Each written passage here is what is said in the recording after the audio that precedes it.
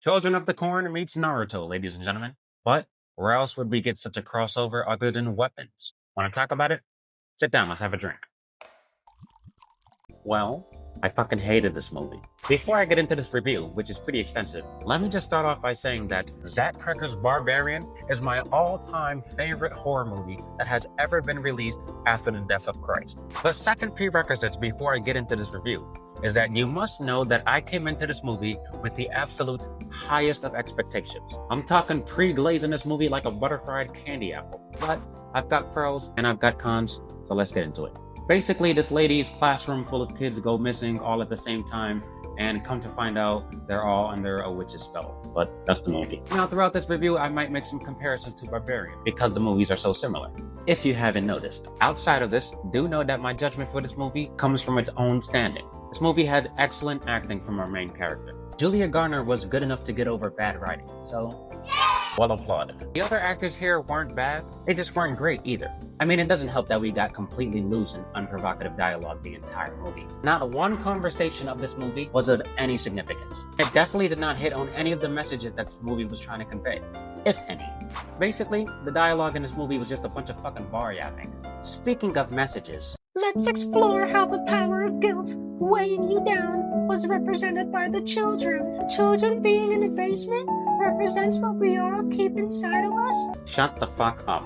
I hate you. There were no messages in this movie. Not at all. The messages that you thought came out of this movie were absolutely fake. Nothing about this movie made me feel eye-opened or enlightened at all. You bastards can philosophize all you want, but you can't fool a demon. You did happen to fool 3.9 million people though, so kudos. Truthfully, I don't know how anybody got any themes from this movie. I don't even know what the fuck the plot was about. Let's talk about The Weapons, which was a pack of elementary school children. Quick background knowledge for you. I personally just never found children to be scary. I mean, Children of the Corn, The Shining, The Uninvited, never got me. Let me tell you what Zach Cregger did wrong with these weapons. You cannot, I repeat, you cannot take the horror element of a horror movie and turn the tone of that element around into a comedic purpose. Sometimes this works for dramatic appeal, but certainly not a comedic one. I go into horror movies to be creeped out, not to laugh my pitch black ass off.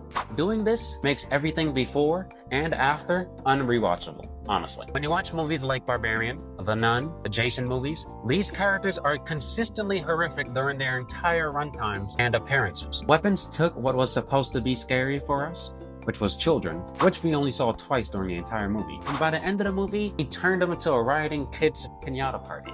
I mean, trying to make children scary is one thing, but when you got them running around like they're looking for Chaos Emeralds, well, you lose me. Hated the POV switches in this movie. This might be a pro for a lot of you, but I thought this was horribly misplaced. This movie switches character POV like 5 times.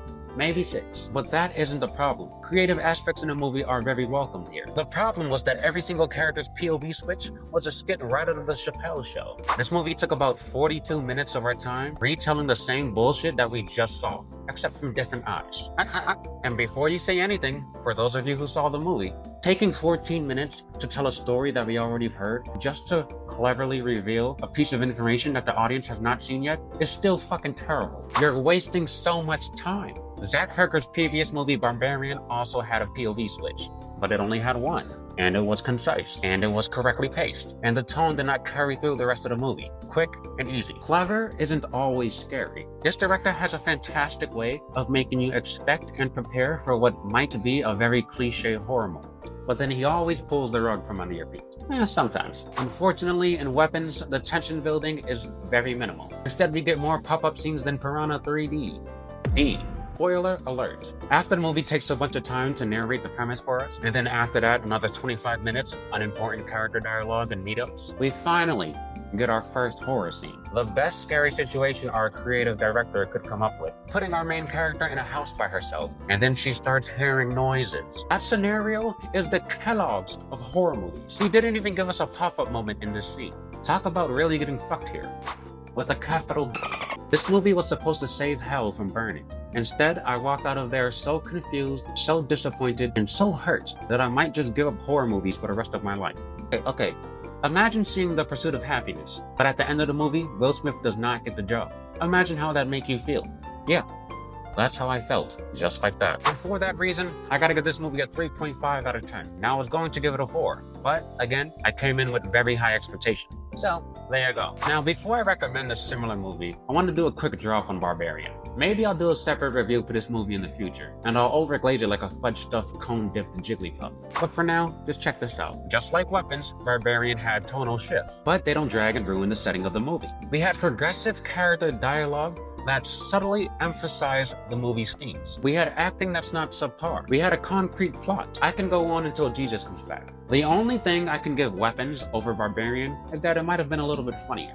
But is that really a pro? Unfortunately, with absolute sincerity, and I mean this, I cannot call Weapons a horror movie. So, if you're looking for another comedy movie that has to do with a bunch of missing children running around causing a muck, well, I'd recommend the movie Unaccompanied Minors. But I want to know what you think about Weapons. Talk to me in the comments.